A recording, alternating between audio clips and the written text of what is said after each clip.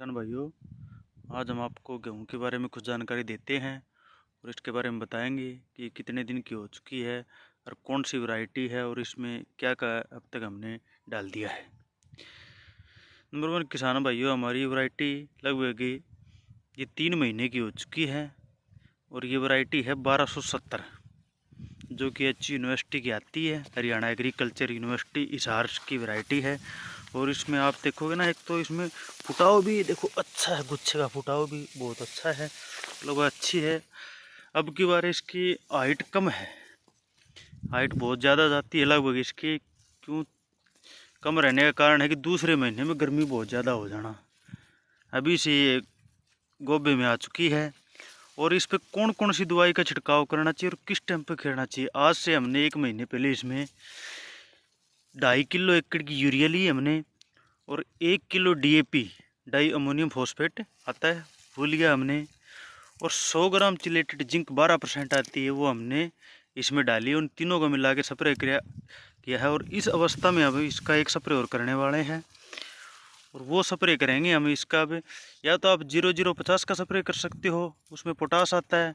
साथ में आप बोरोन 100 ग्राम किले का, 100 या 100 ग्राम किले का, और साथ में आप 2 किलो एकड़ की यूरिया भी ले सकते हो। और अगर जिंक चिलेटेड जिंक होता है ना तो और भी अच्छा है। इसके साथ में हम तीनों का मिलाकर आप स्प्रे करिए इस अवस्था में। एक तो आपका झंडा पत्ता बढ़िया रहेगा, झंडा पत्ता जितना बढ़िया रहता है ना उतने ही बाल में मान ली दाने मजबूत होते हैं, बाड़ी मोटी निकलेगी, तना अच्छा रहेगा। झंडा पत्ता भी सब कुछ मेन होता है और यही भोजन बनाने का काम करता है हमारे गेहूं में।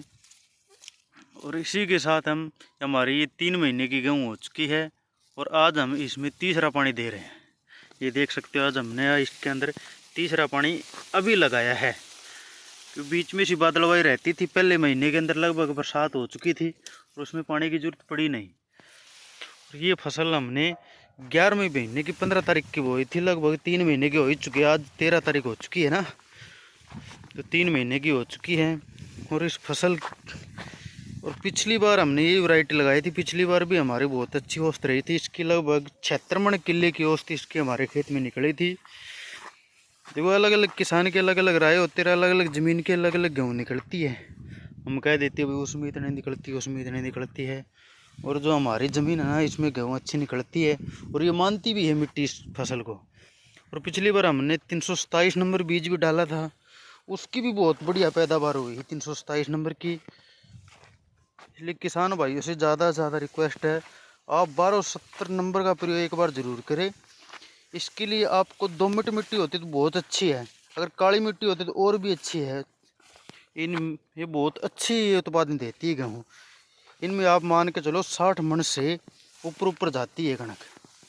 24 कुंटल हो गया ना अपना, लगभग 24 कुंटल से ऊपर रहता है इसका झाड़, 24 से 30 कुंटल के बीच में चला जाता है अगर ज़मीन तकड़ी है।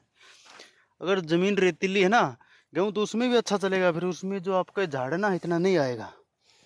इसलिए अच्छे झाड़ के लिए इसमें कम से कम बीच में 2 तो NPK की स्प्रे निकालना ज़रूरी है।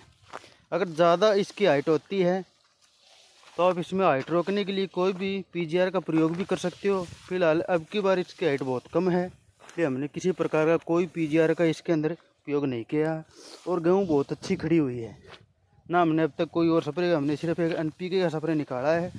यूरिया हो गई, DAP हो गई, ये भी हमने घर से ही तैयार किया है और बाहर से सिर्फ हमने चिलेटेड जिंक ली है और इसके अलावा हमने कुछ नहीं लिया अब की बार। फिर भी आप गेहूँ देखो बिल्कुल ललाई पे है, बिल्कुल हरा रंग गेहूँ का, कोई बीमारी नहीं है, किसी प्रकार की कोई दिक्कत नहीं है, एक बढ़िया गेहूँ खड़ी हुई है। धन्यवाद किसान साथियों, वीडियो को ज़्यादा से ज़्यादा शेयर, लाइक और सब्सक्राइब जरूर करना ताकि आने वाली वीडियो की सबसे पहले नोटिफिकेशन आपको मिल सके। धन्यवाद।